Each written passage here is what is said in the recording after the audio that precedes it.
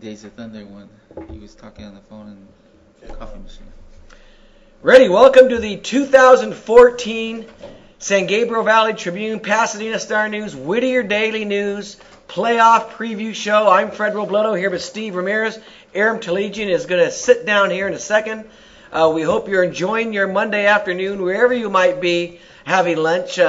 We hope that you enjoy the next 30, 40 minutes with us as we go over the brackets, talk about some of the things that happened over the weekend to get teams in the playoffs. And the three of us, we'll sit here and we'll break down the brackets. We'll tell you who we think are going to win some of these playoff divisions that our local teams are part of. It's great, Aram. We got Aram with his computer, Stevie here with all his brackets in front of us. Guys, there's one place we could start, Aram, before we get to the playoffs, and that's still the South Pasadena story over there. As you know, last Friday night, South Pasadena, they played their game against La Cañada. That was a winning get-in playoff game in the Rio Hondo League. To recap, South Pasadena won that football game. They should be in the playoffs this week in the Southeast Division. However, after that game, league administrators, school officials let the teams know that because a violation had occurred, and what we have learned this violation is, and again, I want to state that this is an alleged violation because no one is willing to come out and say it, although we've heard through various sources. The alleged violation is that a South Pasadena coach, maybe an assistant, videotaped a La Cañada practice during the week. The league officials became aware of this.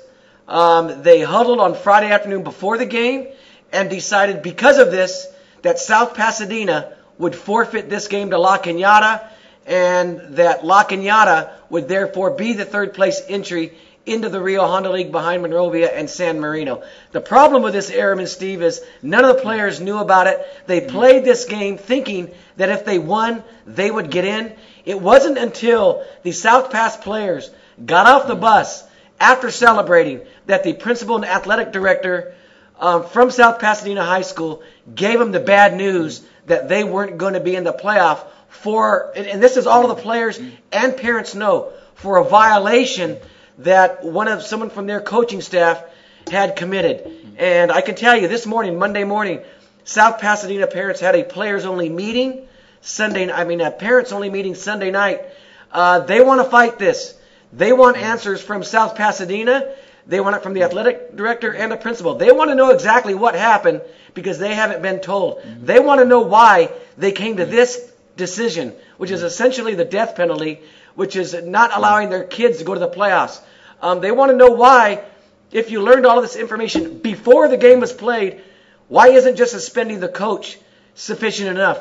Why do you have to suspend the players from winning this game and playing future games? These are questions, Aram, Steve, they don't have answers to. Now, I should let everyone know, this isn't a CIF decision.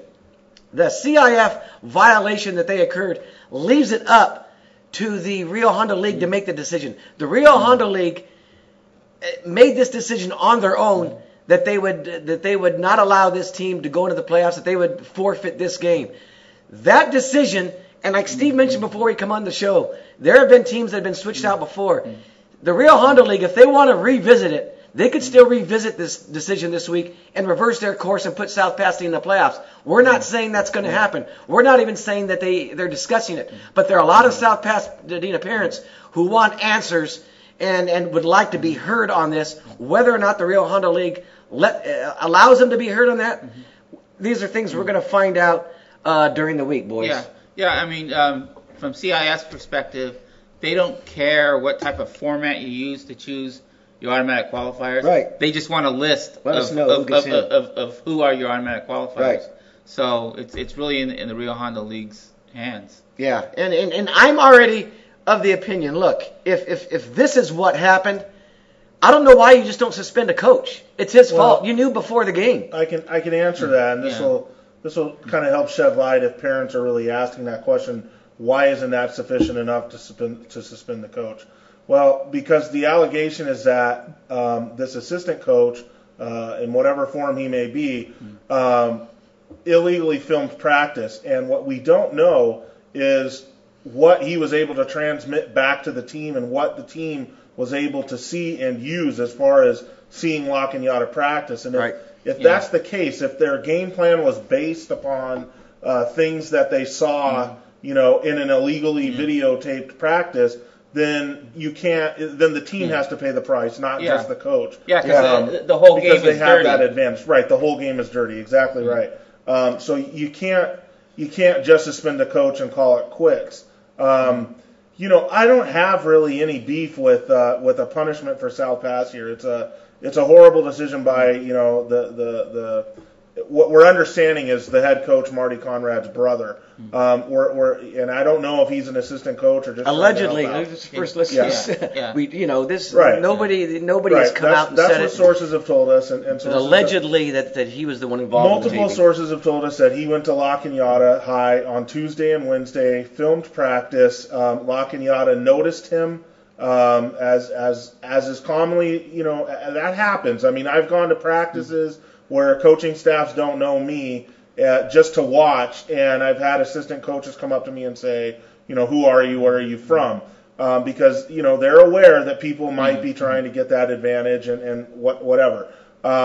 Anyways, La Cañada's coaches or whomever were obviously pretty aware of what was going on, and they did some research or due diligence, followed the guy, and evidently there's video of him in the parking lot at La Cañada, and there's a law enforcement element here where one of the coaches did have access. Allegedly, sources say that he had access to law enforcement databases where he could run plates, and upon doing that, he was able to match last names, and the two last names match up. And again, I want to stress these are things that we've heard through sources that we're alleging happened. We're not saying. But we wouldn't be saying this unless, and at least I wouldn't, unless these sources were very good sources. Now mine come from other places in the league who were part and parcel with the decision and knew what the evidence was that was built up against South Pasadena. So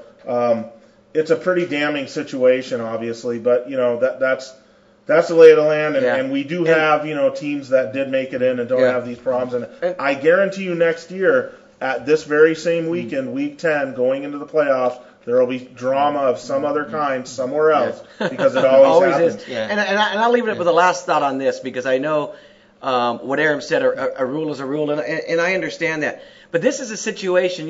If they had learned this information after the game on Friday night, I say absolutely you suspend the team from the next round.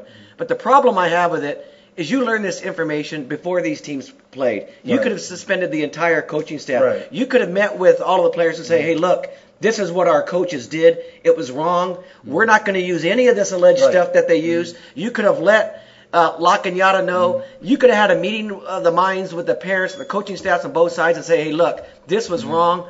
We're sorry about what happened. We're suspending all those coaches. We would never use this against you. Now let's just play the game. And I think if you had done that, you'd have been fine. But what they did to decide that they're going to forfeit the game and then keep it a secret, and then keep it a secret and stand there and watch these guys pour their heart out on the sidelines and win a game and ride a bus ride home, and then tell them, that was handled horribly wrong. Yes.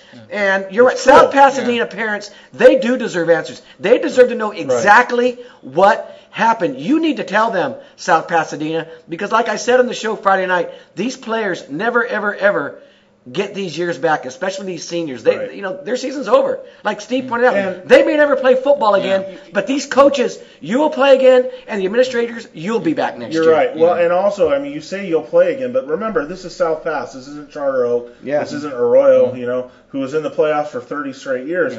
This is a team that playoff appearances are somewhat rare for, so it's a big deal. And if you want to see the cruelty of what Fred just talked about, just go to my blog. There's a picture that was taken off of Twitter there that shows the team with the cheerleaders and the mascots in the moments after the game celebrating, and the caption reads, CIF bound. And, for those players to think that they had just spent the last 2.5, 3 hours punching their ticket or doing what it took to punch their ticket, and then to have it jerked away from them. I guess that's what bothers me the most, Aram, because you're allowing them to get to this emotional high when Right. It goes back to if I was a player and I'm in that situation, although I would have hated the news, tell me before the game. Exactly. So my question. Tell me before the game. I might not even want to play. I'm so upset with my coach. We'll end on this. Or I might want to play knowing it's my last football game. But let me know before the game. Don't play with my mind like that. You don't need to answer this, but I mean, you could just think about this as if you're the South Pass principal, AD, school official that knows about this, and you're at the game and you're watching your boys kick butt in a 21-3 game.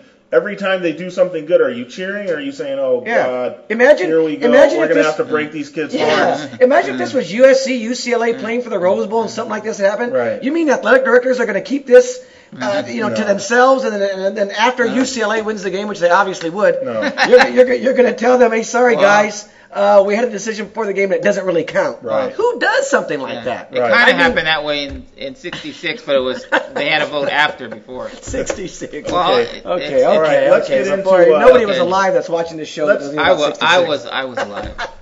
Let's go on to the Pac-5. I mean, the divisional playoffs. Aram, you're the host. Where do you want to start? Okay, well, let's start now, or move into the teams that actually are in officially that we know about. I don't think we're going to go over all the divisions in the CIF Southern Section. We're going to go over the divisions that our teams are part of in the San Gabriel Valley. Yeah, our area, our teams. Whittier, Pass, Tribune. Teams that we at least think we have some semblance of an idea about. And we'll start right in the Pac-5. We'll start up at the very top. And this is where we only have one team, and that's Bishop Amat. Bishop Amat gets a home game in the first round against... still no Bishop Amat helmet. It's amazing. Yeah, we don't have a Bishop Amat helmet. I would put it on Stevie's head in the show. Right. We don't have one. Yeah. It could have gone a bunch of different ways for Bishop Amat. They were the number 2 team out of their league. As far as going into the playoffs, it could have gone a bunch of different ways for them. I don't think it could have worked out any better, though, as far as the draw. I think they absolutely got the worst second-place team in the division in Lakewood. Yeah. And Amat will host them at 7 o'clock on Friday night. 7 o'clock. Remember that. That's what really stood out to me, guys, is I look at some of these other matchups in the division. Crespi wins the league. They get Santa Margarita. That's a tougher game than what Amat got. Mater Dei is going to play Westlake. That's a hell of a game to start off. Yeah. That's a very difficult game. Sarah is going to play Corona Centennial. Yeah. I mean, I could probably name for you, 6 games that are better / more competitive than what I'll even go on further. Eric Sonheimer, for the Times, who covers a lot of games, he said in this division there are 2 teams that were virtually given byes to the second round. Right. The 2 teams that get more league teams. That's St. John Bosco playing Long Beach Cabrillo and Amat playing Lakewood. Right. I mean, hey, look, Lakewood played Loyola, who wound up finishing last and couldn't win a game in the Mission. Loyola blew them out. Yeah. They played 2 common opponents. Sarah beat them. I think it was 24-6. Right. And if you look at some of their non-league games, Lakewood, they lost to some teams that teams in our Southeast Division and Central Division would beat. So I liken Lakewood to maybe a Charter Oak or a West Covina or one of those types of teams. That's the talent level they're dealing with. And Bishop Amat may not want us, talking like this. They made it, It's an easy game on paper. It's a game that if you lose this, you're never, ever going to hear the end of it from this guy over there, and probably me too, because there would be no excusing it, unless you had a massive amount of injuries on Friday and then something, something crazy went on, like that you leave the sprinklers on all night for whatever reason. I mean, I don't think that would help. Yeah. This Bishop Amat couldn't have asked. You're right, Aram, for an easier first round game in their bracket. And I was going over the scenarios they could have gotten before it started. I was thinking Norco, the Big Eight's second place team. I was even thinking St. Bonaventure, the Marmonte second place team. I didn't think they would get a Trinity team in the first round. To get the Moors second place team, I mean, that's really a gift. And I think it's good for Bishop Amat, because if you're going to bring back your quarterback on Friday night, this would be a good game for him to get his feet wet again, get his rhythm back again, because the big game obviously is going to be that second round when they get there against J. Sarah, and they already lost that coin flip, so that game will be on the road. Oh, wow. Okay, so that'll be in Mission VA. San Juan Capistrano, I believe, right? Well, same thing, right? Yeah. Up here we consider that the same thing. Yeah, and the update on Damian Garcia is that, yet again, he late in the week will have x-rays to see just how far his rib injury has come. The timeline on it, I believe, is 4 to 6 weeks. This will be 4 weeks. Did he actually fracture it or something? Well, no one has said that, but it would kind of imply that he did. Yeah. And if it was, it's a hairline. He's limited as far as what he can do. He can run a little bit. He can't really rip it when he throws, from what I understand. Aram, when do you start getting to the point where you say, Ryder's our guy? Yes, where he had a good game against Notre Dame. He threw for over 300 yards. I know what Rudy would say. Yeah. I know exactly what Rudy would say. I heard what Rudy said. I'm just thinking, is a Ryder who, let's say he plays on Friday, right? That would be 3 straight games where he's in rhythm. He's practicing during the week. He's doing all the reps. Do you then make the change with Damian, who obviously hasn't been able to practice or do much? When you have fractured ribs, I mean, you're really limited in what you can do. Do you just bring him back the week of a St. John? The week of a Jay Sarah game? It's touch and go. You just have to see how he does in practice. And do you ride the hotter hand? I mean, this has gone on throughout football history where the backup has come in and done well, the starter has come back, and you say, well, is the backup, who's our guy? At Ohio State right now they have the same problem. People don't want Barrett to be replaced next year by Braxton Miller. And Urban Meyer's already come out and said Braxton Miller's our guy, and you've seen this throughout the playoffs. And if you do bring Damian back in and he's rusty and has problems, everyone in the stands, Amat fans are very vocal, starts screaming for Ryder. If you lose that game, then they say, well, Ryder should have started, and next year Ryder throws for 3,000 yards at West Covina. That's what you're. And they're very similar. I think Haggerty had told you. I don't think you caught what I just said. No, I was already in a different thought. I said next year Ryder throws for 3,000 yards at West Covina. Oh, that's not going to happen. It would be South Hills anyway. On that note, though, I got to give him credit, and I think Haggerty does. I think even all the Amat fans and teammates have to give guys like this credit, because Ryder stuck it out. He didn't go somewhere else where he would have been the starter, and he would have been. He's that good. You can see it. Yeah. He's a junior. He stuck it out, and he's gotten his shot. No one knew that he was going to get it, and he's really proving, he's a heck of a QB that would start at 20 other schools around this area that had playoff chances and do a great job for them. So good for him. I think the only difference really with him and Damian is a little better runner. I think.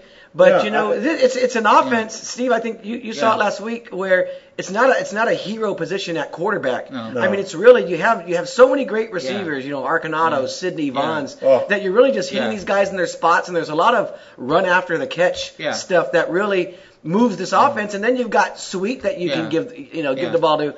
It's a position where you just can't make big mistakes. Yeah, they have the deep threat with Vons.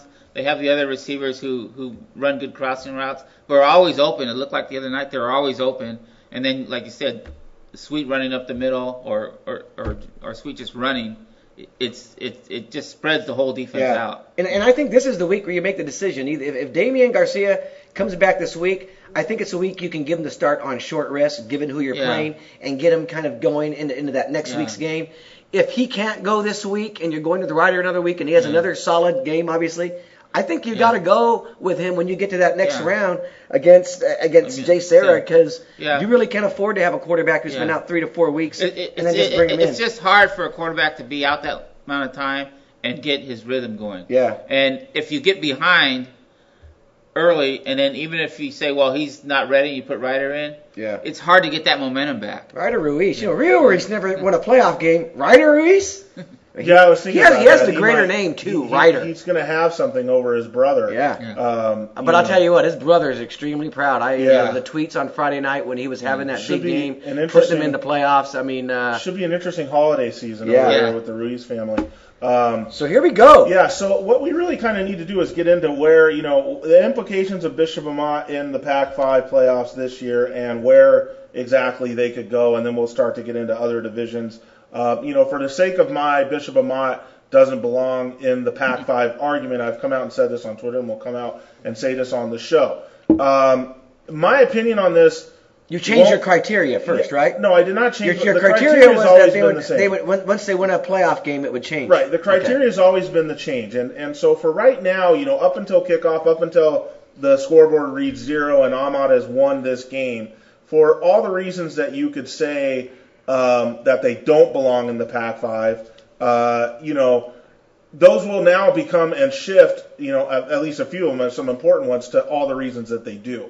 And I don't care that it's against Lakewood. It's an easy draw, but it'll be a playoff win, and technically you can no longer say, hey, this program only has one Pac-5 playoff win since 2006, because now they'll have this and presumably more now. Maybe not this year, but maybe next year as well. Will I personally think that Bishop Amat believes or belongs in the Pac-5? No, I won't think that until they get to the semifinals or beyond, until I feel like they have a realistic chance of winning the playoffs. And I just want to point something out here, not only for you guys, but for everybody else. We have these, or at least I do, this topic is brought up as it pertains to other teams. It was brought up as it pertains to Monrovia needing a bump up in competition and needing to be boosted up out of the Mid-Valley Division. It was brought up as far as it pertained to South Hills and Charter Oak not belonging in the Inland Division, and that's a division where Charter Oak had won 2 playoff games, had won its league, had made the playoffs all 4 years that it was there. But you saw that there was a ceiling that Charter Oak couldn't get past. They would win their first round game, 2 of those years, and they get blown out. And they just weren't on the level of an Upland or whatever. Amat has a chance. If they win this game and they play J. Sarah, if they're able to beat J. Sarah, that's the kind of win that says, hey, we are on the level of one of these top 5-6 teams. I know that, Freddie, your predictions, and we'll get into them right now, you have Amat beating J. Sarah. I have Amat. I'll give you my first down winners real quick in the Pac-5. St. John Bosco over Cabrillo, St. Bonnie over Norco, Santa Margarita over Crespi. I think that's going to happen. I know it's bad for the Mission, but I just think it's going to happen. Servite is going to upset Long Beach Poly. So all of this Trinity talk I had earlier in the week, I'm buying Trinity. Really? Okay. Corona Centennial over Sarah, another Mission League team going out, but that's an easy pick. Mater Dei over Westlake, yes, Amat over Lakewood, and J. Sarah over Corona Santiago. Now the second round, it gets interesting. I like St. John Bosco over St. Bonnie. That's my favorite team in the division. I like Santa Margarita over Servite. They've already beat them once. They'll do it again. I like Corona Centennial over Mater Dei. And yes, I like Bishop Amat on the road against J. Sarah. I'm just going over a lot of J. Sarah's scores. I know that they're a very good team, but I also think Amat's right there. When I go back over Amat's season, I look at the Crespi game. I mean, they're a 2-point conversion away from running the table in that league. I go back to the Santa Margarita game, the very first one, that they kind of fell behind and they tried to come back. I really believe at this point in the season they're probably a better team than Santa Margarita is. Oh, yeah. I go back to the they game. Were better than them in I go back to the game they lost against Yeah. Chino Hills, where Damian Garcia didn't start. It was one of those games where I think if they have everybody healthy and they're ready to go, they win that game. But they lost it. I go over and I look at the way Amat's progressed in the Mission, and what surprises me looking at the way they won in the Mission since that loss to Crespi is that they beat everybody pretty easy. Yeah. I mean, there were no cliffhangers where they had to win in the final seconds. There was no rallying coming from behind. They smoked the rest of the Mission League. So they're playing with so much confidence. I love all of their weapons. I think they're going to beat J. Sarah and get to the semifinals, which is one of Aram's criteria. I think it's going to happen. Now, once they get there, I think it gets too tough. Corona Centennial, I just think that they might have too many athletes for Bishop Amat. They might have too many Tyler Vaughns and Trayvon Sidneys and guys who can match up against them. I think that is a really tough matchup. I would have rather them play to St. John Bosco or a Santa Margarita in a semifinal. Really? Yeah, I really St. John want. Bosco. I watched Corona Centennial on one of the games this year, and they just seem like they have so many weapons. That I'm going to go with Corona Centennial in that semifinal. I'm going to go with St. John Bosco over Santa Margarita, and I'm going to stay with St. John Bosco winning the Pac-5 championship. So, but what you're saying though is that but if you're saying Centennial Corona is or that Bosco would be a better matchup for Amat. For Amat, yes. But then you think Bosco can go on and beat Centennial? I do. Okay, but I do. But here's the thing. I mean, Mater Dei beat, I believe. I'm not saying that they would beat St. John Bosco. I think it would have been a better matchup for Bishop Amat than Corona Centennial. Here's the thing, though. Maybe that's crazy. Mater Dei, I believe, beat Corona Centennial in the non-league Yeah, they this did. year. Real narrow game. And they have a chance to rematch in the second round, assuming both teams win in the first round. So you're saying that okay, and it was a 38-18 win for Mater Dei. You're saying that Corona Centennial is going to turn that around? Yes. I don't think so, man. Yes. I don't think so. That's what I'm saying. Yeah. I mean, I know there you can go back and we could scoreboard watch. I happen to kind of watch more games than I usually have on Fox and some of the replays during the week. It's nice. I have Time Warner now, and you get to see a lot of other games. You can see them on DirecTV too. Yeah, you can see them on DirecTV too. You just can't see the Dodgers on DirecTV. You know, I just think that'll be the game. Look, can Bishop Amat beat Corona Centennial? Yeah, they can. But God, what do you want me to do? Pick Amat to win the whole damn thing? I think. Well, if you think they can beat J. Sarah, I think they can beat J. Sarah. Beat Mater Dei or Corona Centennial. So, they can. I mean, if they get into the semifinals and play a competitive game there, that's a good situation for them. I'll tell you what, though. What do you guys have? I have it Mater Dei, St. John Bosco in the final, and Mater Dei and St. John Bosco winning it. You're going all Trinity. What's your final four? My final four is St. John Bosco, Long Beach Poly, Mater Dei, J. Sarah. Okay.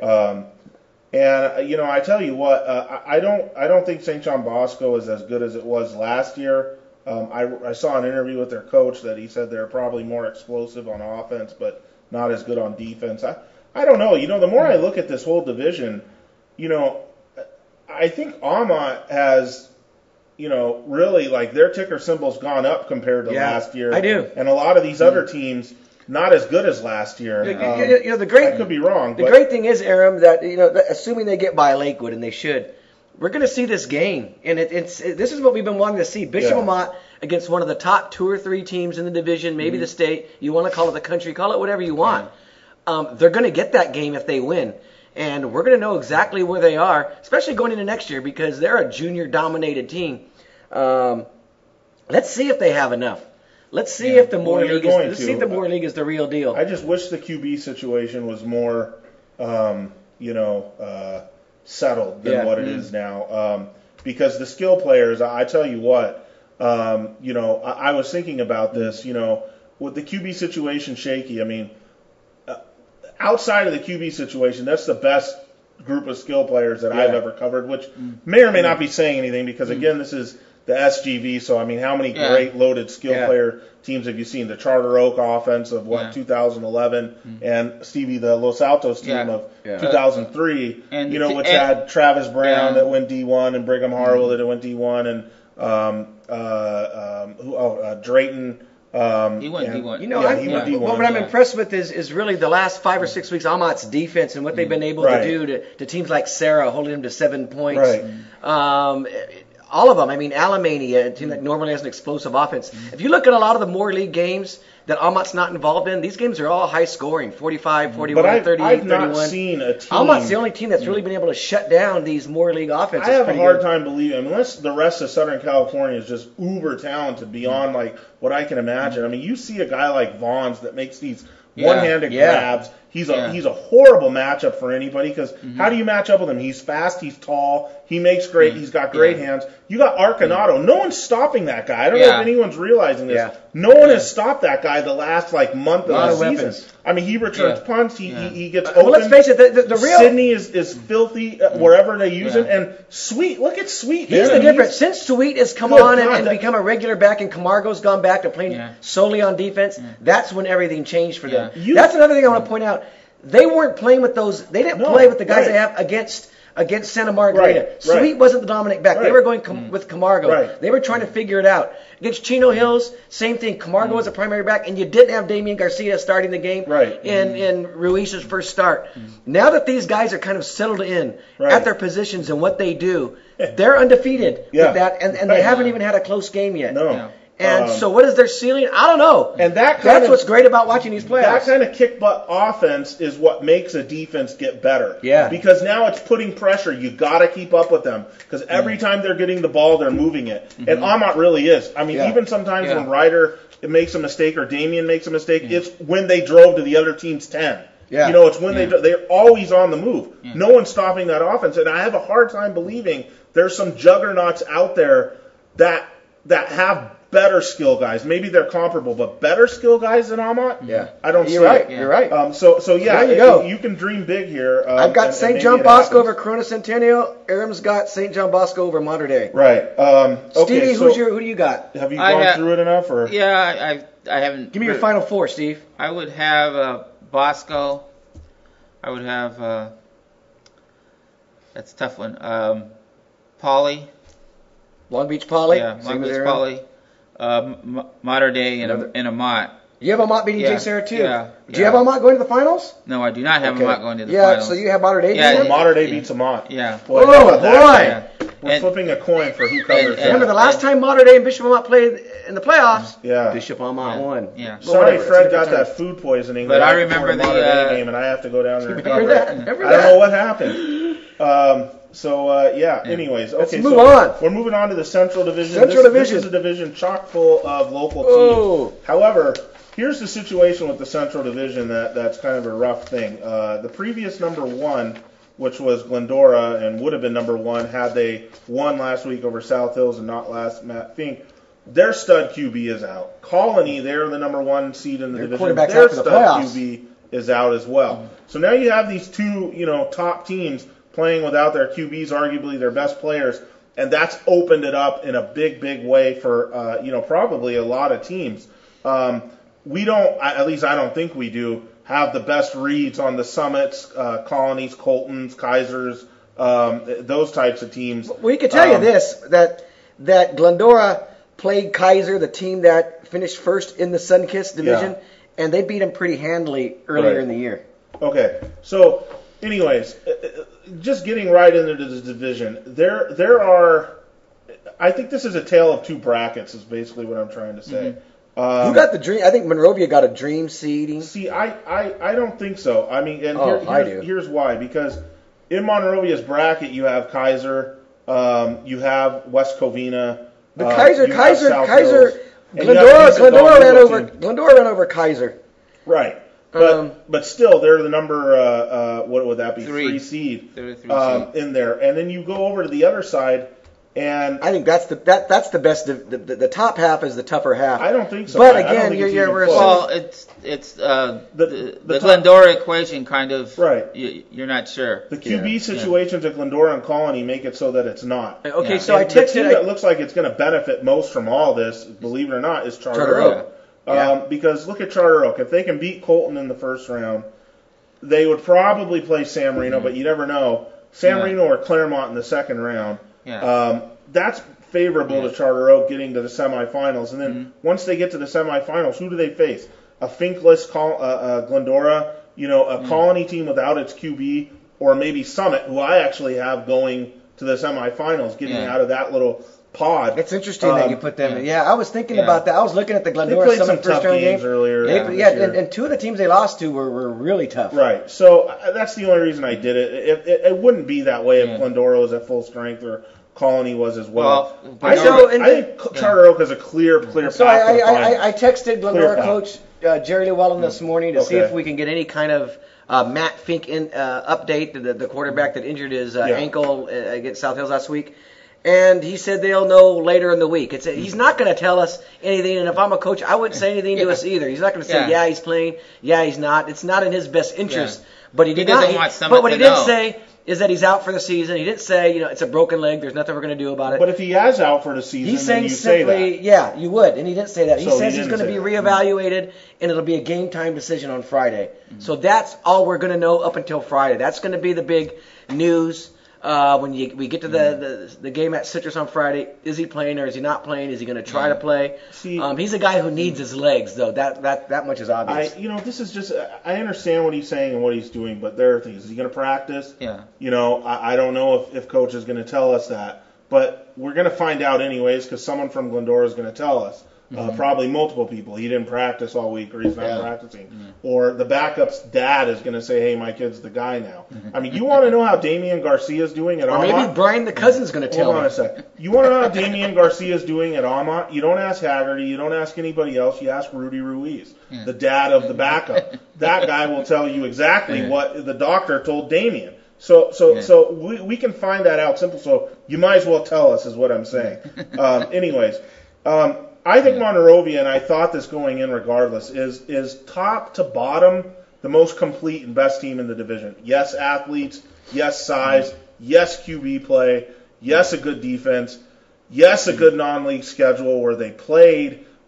St. Francis gave them a game. They played in grinder-type games against Los Altos and pulled that out. They played in shootout-type games against San Marino and pulled that out as well. They've been in every kind of game you can be in. They've proven that they'll be clutch late in games. To me, that says playoff success. I have Monrovia winning this division, going to the finals against Charter Oak and winning the division. Okay, I'll go over my first round real quick. Colony over La Cañada. Glendora in a really, really close game over Summit, with or without Matt Fink. Charter Oak over Colton. Claremont over San Marino. Kaiser over Bonita. West Covina over Chaffee.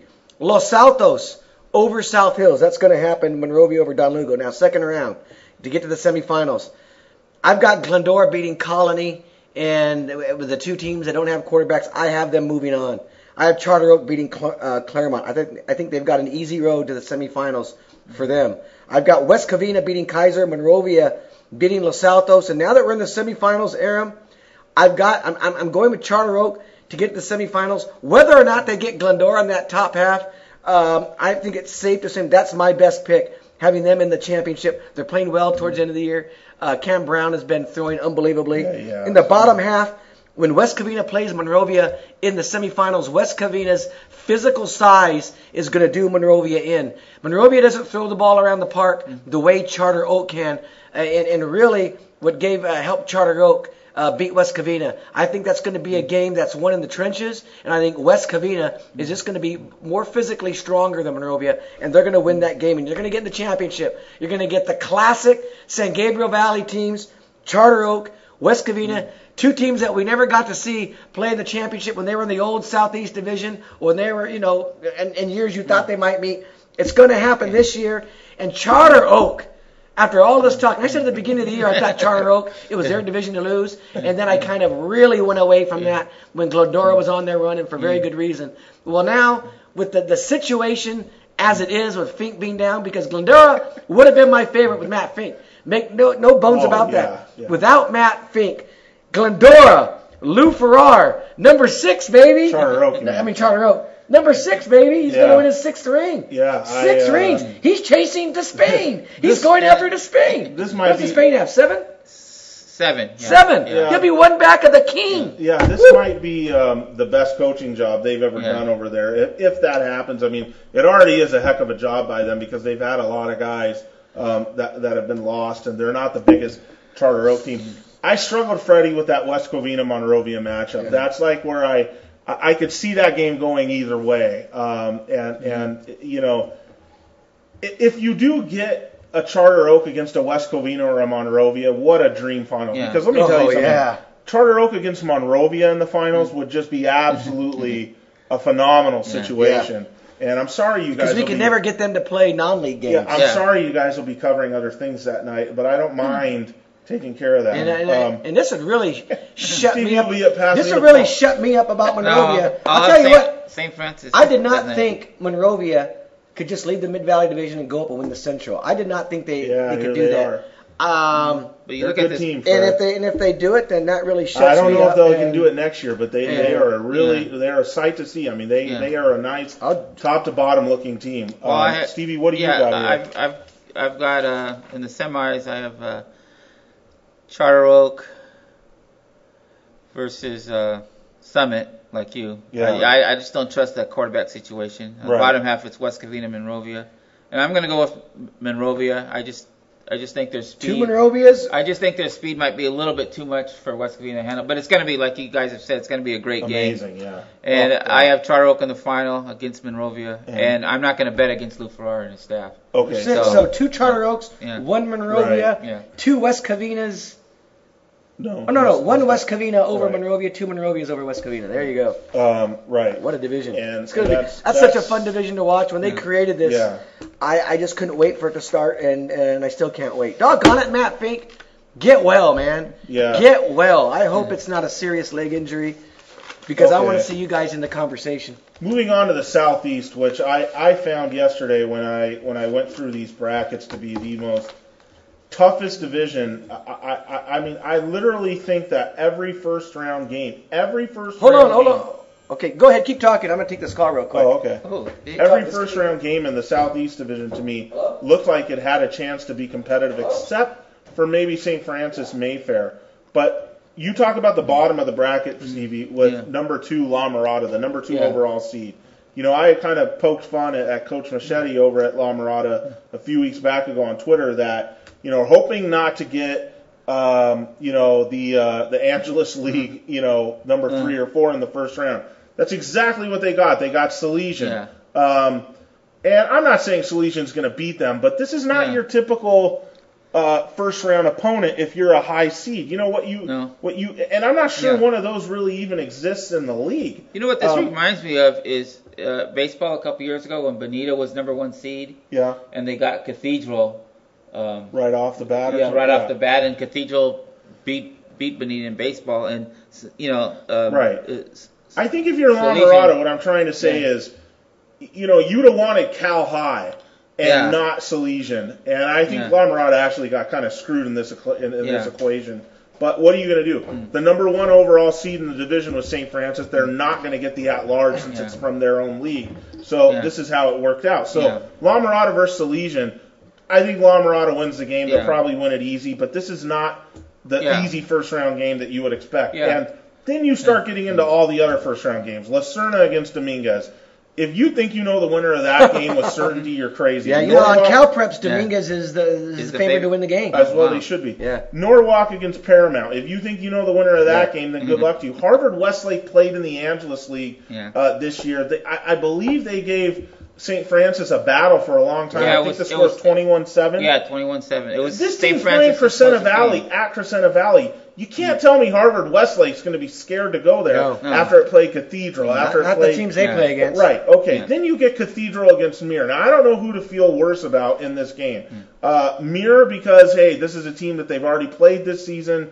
Mir could have gotten a bunch of other second-place teams. Mir could have played other second-place teams. They could have played even in El Rancho, which was a league champ. Instead, they threw Mir to Cathedral. This is a rematch of a game that was played earlier this year at Mir that Cathedral won 12-7. But let me tell you something. Mir wants revenge for that game. They feel they had that game, and I'll tell you about that game right now. Cathedral scored on its first drive. They didn't score again until there was 5 minutes left in the game, and the only reason they scored is because Mir at its own 40 threw a screen pass that was intercepted, and on the next play, Cathedral threw a slant for a touchdown, got up 12-7. Yeah. Mir goes right downfield at the end of the game. They're driving for the go-ahead score. They turn the ball over. They think they're better. They think they're just as fast, if not faster, than Cathedral. And if I'm Cathedral, I'm pissed today, thinking, why the heck do I have to play a team that I already beat? Right. Why do I have to play a team like Mir? That's the team that none of these top teams wanted to play. Especially when you're seeded. And CIF usually doesn't do that. They usually don't, in the first round, schedule you against a team that you already played in the round later. They try to avoid it. Well, the way they do it. So why do they do it? That's my question. And I asked Coach Hardy that this morning. And, Coach Hardy's understandably starting to get the message here that Mir doesn't get any breaks when it comes to officiating or draws. Yeah, or but whatever. It's not really that. They have a format based on the rankings of the leagues, and where you finish, they just put you on a map. Yeah. I'll tell you this though, Aram. They don't take any. If you're going to match Mir up, you're going to match Mir up with other league second place teams, no matter who you got, it's going to be tough. You're going to face Lacerna second place, Dominguez second place, Norwalk second place. Now, all would have been better against playing the number 3 seed in the division. But they're all tough games. So Downey, California.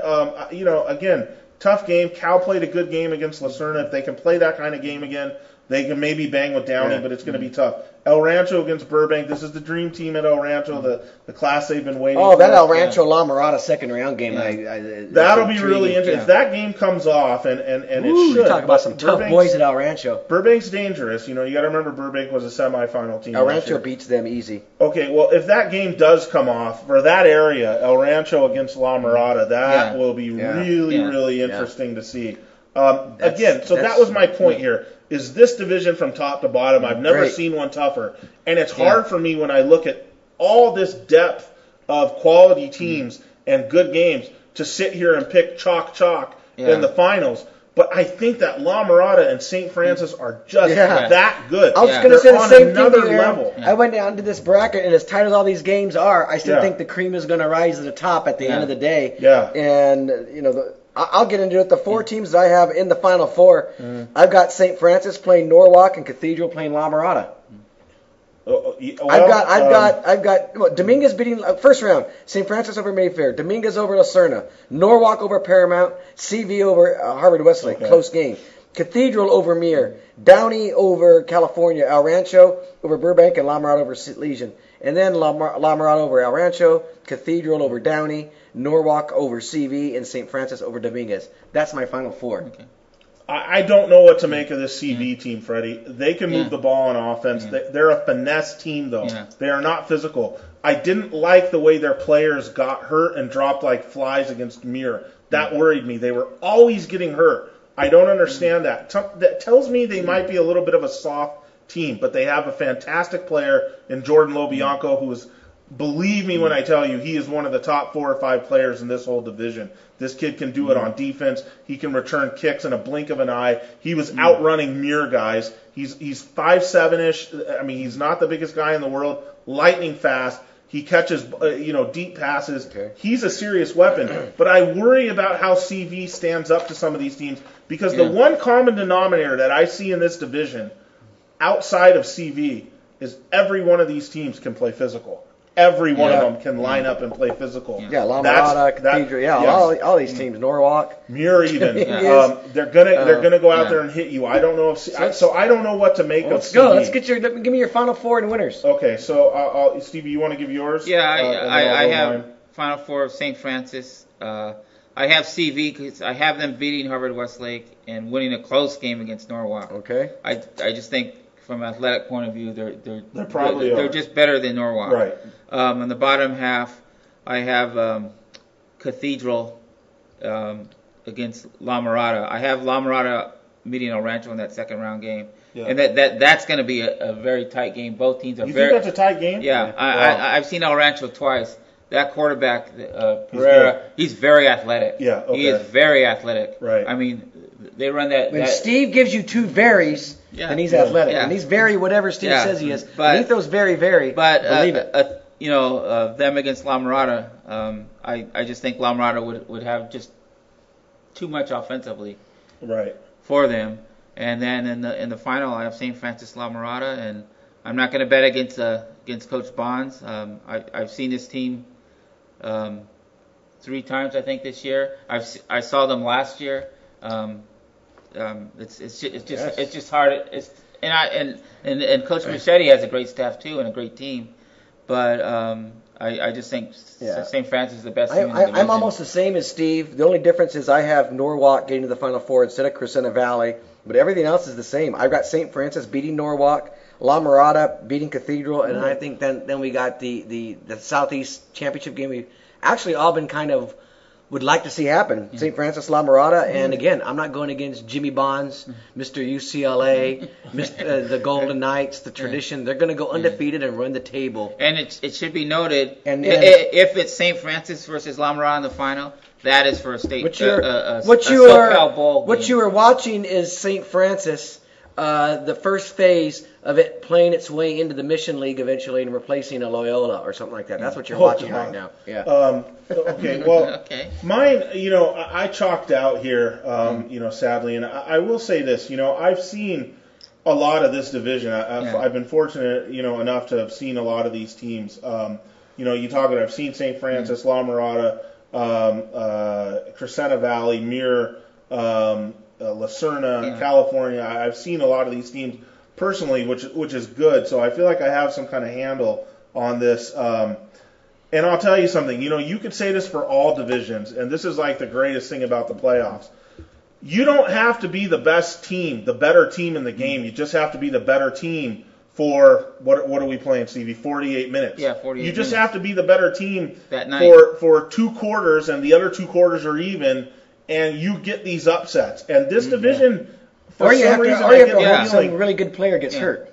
Right, whatever. We don't want to hope that. You can say that across all divisions, but I think that one really stands up here. Yeah. You could see one of these teams, a St. Francis or a La Mirada, get in big trouble in one of these games because the other team they played, and you guys have seen it before, caught lightning in a bottle for 48 minutes or for 3 quarters, and they jumped on them, and things didn't go well, and all of a sudden they were in a dogfight, and they lost. You're right, Aram. We're picking this division, and we're looking at some of these things, but there could be a lot of upsets. Yes, this could go a lot of different ways. This particular division. It could go a lot of different ways. Like if it's El Rancho in La Mirada, like I said, I've seen El Rancho. I've seen what their quarterback can do. Right. And if they get the ball to start the game, they could be up 7-0. Don't stop them. It could be 14-0. And then what? Don't be completely shocked, is what you're saying. This Final Four is Lucerna, Crescenta Valley, Muir, and El Rancho. Yeah. But what I'm saying is don't be completely shocked if there are some serious upsets and whatnot. I mean, this is a heck of a division week in, week out. Yeah. This is going to be a really fun one. In the end, I'm like you. I got St. Francis and La Mirada. I call this the Star News Whittier division. That's what it is.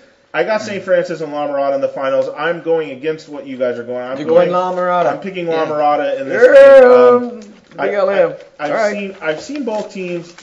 You could pick either side, and I could believe your argument. I mean, it's just that good of a matchup. Let's move it on because we're on 45 minutes. Mid-Valley Division. Mid-Valley Division. This will be the last one I think we talk about as far as picking. I can tell you this. I'll talk really quick. South. What's the division with Pasadena? Okay, Northwest Division. Yeah. Let's just skip right, cut to the chase. Maranatha 13-0 against Pasadena Poly 13-0. Let them play that in the small schools in Pasadena. I picked. What? I'm telling you what. I don't. That Morro Bay. Morro Bay's going to upset Poly in the first round. Nasty first round matchup for Pasadena Poly. Well, how about Maranatha getting Mission Prep? That's another one. I don't think Mission Prep's as good At this the year. end of the day, Poly, Maranatha, 13-0 versus 13-0. There's your championship I'd be game. willing to take that bet. Yeah, want to take that bet? Okay. Slater's Burger? Where's? Slater's? Where we have gift certificates, In and out. Listen, anyways, we'll get to the Mid-Valley Division now. This was a division that was dominated by Monrovia, the past several years. They're out now, and the top 2 seeds are actually non-locals. Gold Coast League. Paraclete and Sierra Canyon, and the understanding that I get, and just looking at scores and whatnot for both these teams, is that they're absolutely loaded. And it's going to be a difficult task for the area teams that did get top seeds elsewhere, top 4 seeds elsewhere in the division, in Northview and Pomona.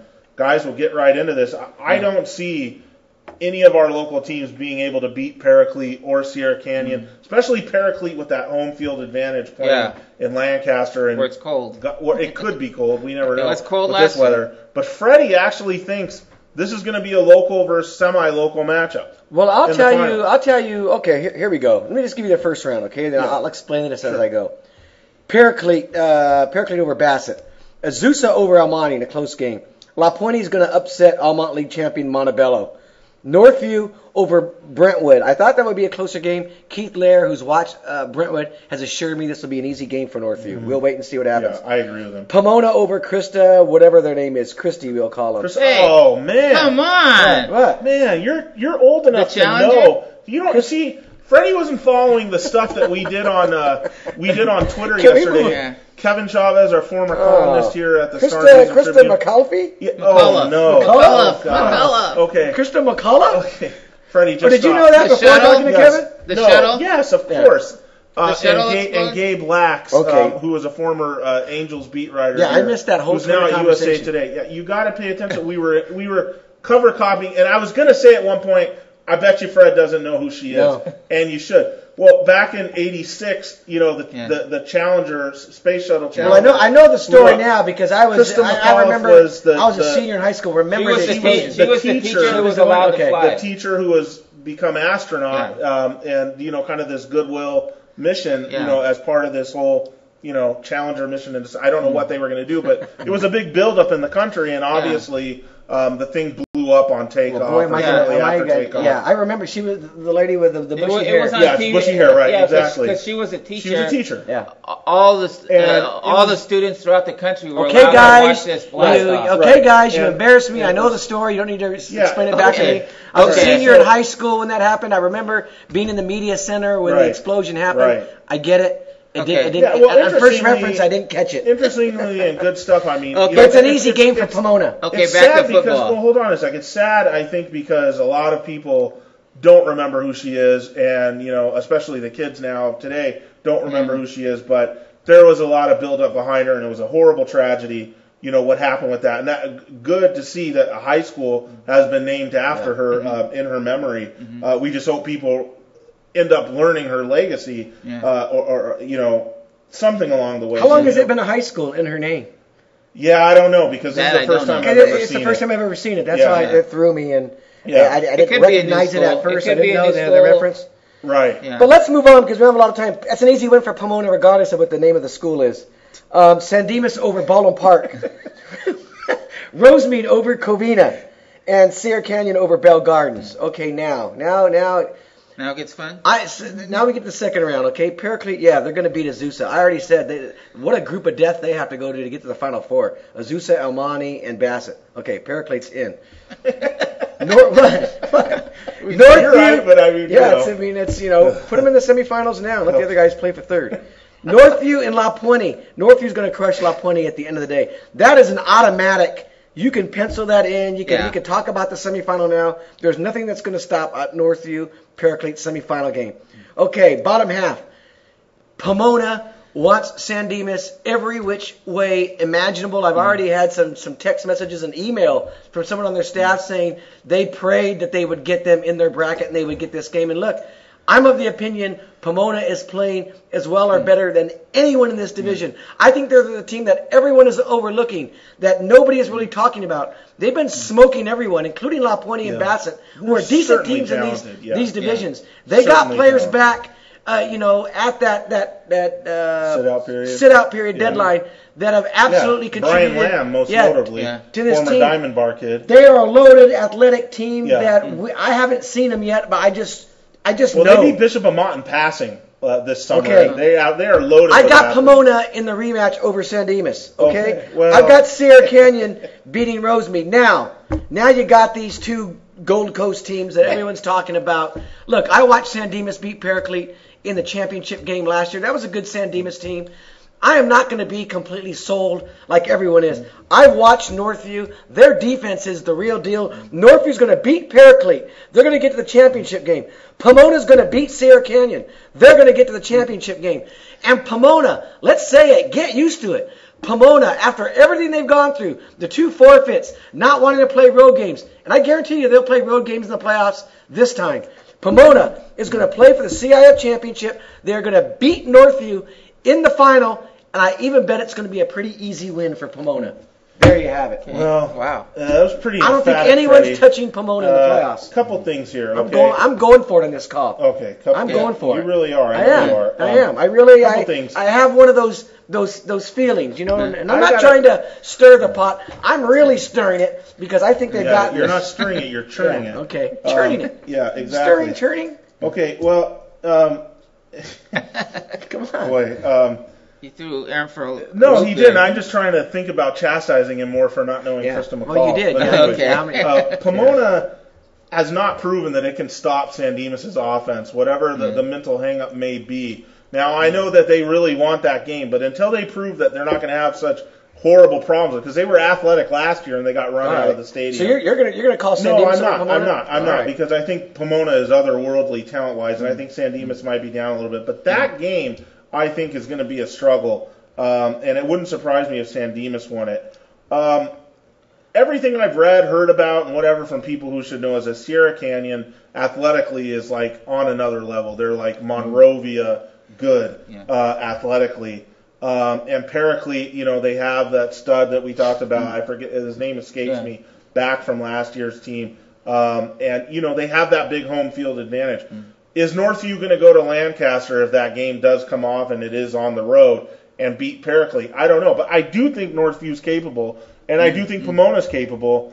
I just think in the end it's going to be Paraclete. It's going to be important where those games are played. Paraclete and Sierra Canyon playing for it all, and I have Sierra Canyon winning. Okay. My final. I have Paraclete obviously in a cakewalk to get to the semis. I have Northview in another basically cakewalk to get to the semis. Pencil it in.